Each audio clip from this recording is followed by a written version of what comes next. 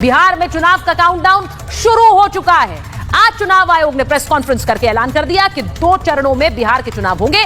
6 और 11 नवंबर को वोटिंग होगी और नतीजे 14 नवंबर को आएंगे, जो बताएंगे कि बिहार में किसकी सरकार बनने वाली है। अब इस बार बिहार का चुनाव बहुत निर्णायक होगा। तेजस्वी यादव और राहुल गांधी ने मिलकर चुनाव में अपनी पूरी ताकत लगाई है, लेकिन इसके बावजूद अगर बीजेपी और नीतीश कुमार बाजी मार लेंगे तो ये लगातार 2 बार सत्ता से बाहर बैठेंगे।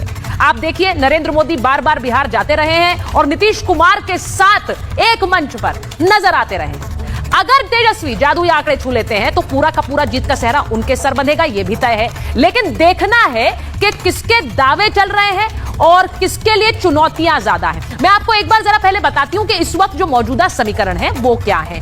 जो मौजूदा समीकरण है वो जरा चलाइए, क्योंकि बीजेपी के पास 80 सीटें हैं, आरजेडी के पास 77 सीटें हैं, जेडीयू के पास 45, कांग्रेस के पास 19, हम के पास 4, लेफ्ट के पास 15 और निर्दलीय के पास 2। अब इससे समझिए, एनडीए के पास 131 कुल सीटें हैं, जिनमें बीजेपी के पास 80 है, जेडीयू के पास 45 है। अब दूसरी तस्वीर जरा चला दीजिए। 131 सीटें एनडीए के पास है। इसी के साथ साथ मैं आपको बताती हूं, महागठबंधन के पास 111 सीटें हैं। 111 बनाम 131 है। आरजेडी के पास 77, कांग्रेस के पास 19 और लेफ्ट के पास 15 सीटें हैं। तो यह मौजूदा समीकरण है।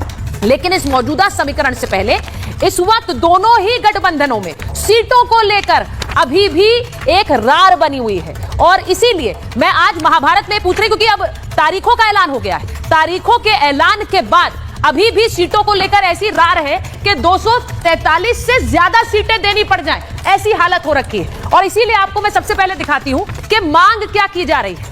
मांग क्या है, जरा ये समझिए। कुल सीटें हैं 243, लेकिन आरजेडी अपने पास रखना चाहती है 150 सीटें, कांग्रेस को देना चाहती है 100 सीटें, लेफ्ट मांग रहा है अपने लिए 50 सीटें।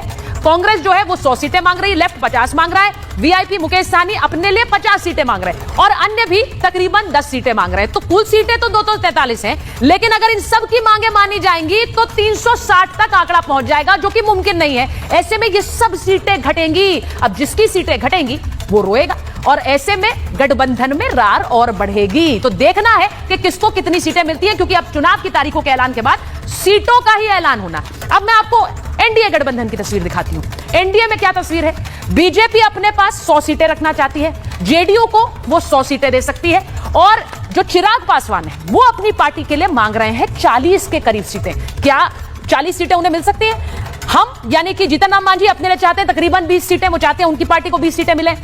वहीं उपेंद्र कुशवाहा भी अपनी पार्टी के लिए 15 सीटें मांग रहे हैं और अन्य तकरीबन 10। अगर इन सब को इतनी सीटें दी जाएं तो फिर 285 तक आंकड़ा पहुंच रहा है। यह भी मुमकिन नहीं है, यानी सब खातों से सीटें कम होंगी और इसीलिए अभी गठबंधन में लड़ाई इसको लेकर होगी। कौन सा गठबंधन पहले सीट शेयरिंग पर पहुंचेगा, अब देखना यह है, क्योंकि जो सीट शेयरिंग पर एक अपना जो फैसला है वो बना पाए, उसके लिए आगे की जीत की राह आसान होगी। जल्दी से आप देख लीजिए कि इस वक्त कौन कौन से फैक्टर्स चुनाव में चल रहे हैं।